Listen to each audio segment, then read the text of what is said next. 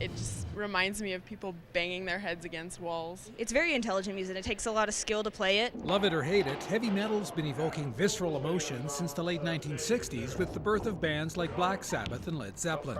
Like many subcultures, it's often dismissed because it's often misunderstood.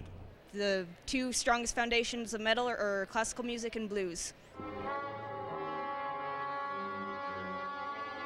There's a major tradition in classical music that's very dark, very heavy, and very, very minor.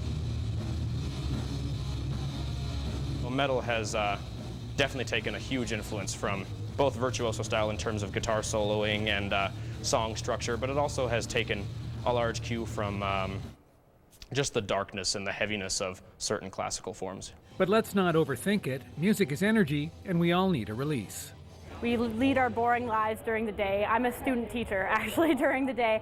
And then I come to shows like this, and I just go crazy. It's a subculture with a dress code and a sense of belonging.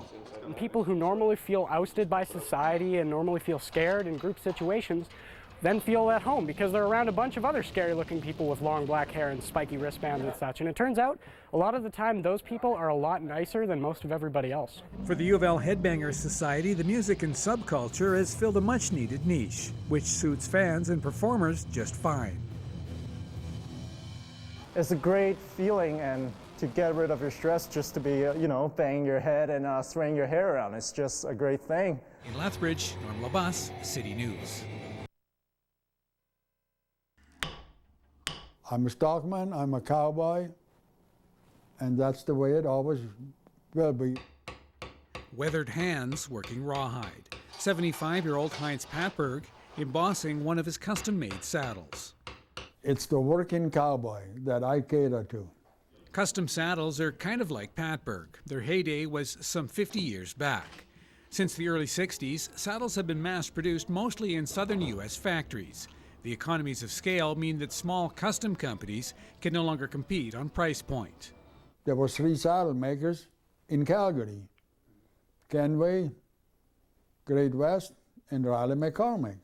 In High River, they had E. Moore and Bradley, and they all closed their doors. His saddle making's a sideline, so Patberg's been a cowboy who wears many hats. Since arriving in Canada 55 years ago, he's worked most of Alberta's cowboy country, shoeing horses, running ranches, and operating backhoes and cats. I'm out in the open, what I like. I like doing what I am, being free. He's seen cybernation change cowboying and saddle making, but Patberg says mechanization was inevitable for ranchers. I used to ride 6 miles one way in the winter to feed some cows. Rain or shine, sometimes about 42 and 43 below zero. But now, you use 4-wheel drive trucks.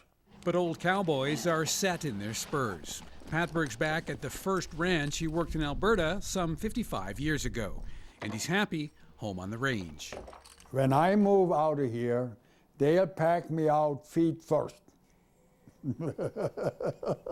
In Porcupine Hills, Norm Labus, City News.